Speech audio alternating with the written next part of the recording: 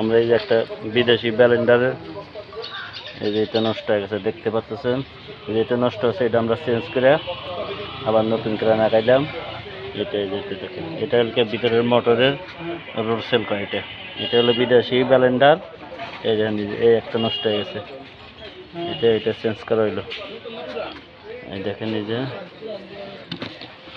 হলো ব্লেন্ডার, এটা হলো এই ব্যান্ড, এটা হলো এই ব্যান্ড, হলো ব্লেন্ডার। যাদের সমস্যা চলে আসবেন এনায়েতপুর থানার সম্মুখে।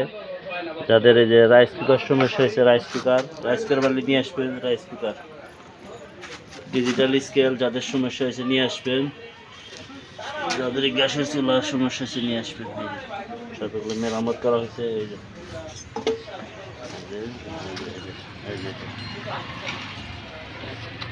এটা এনায়েতপুর থানার সম্মুখে।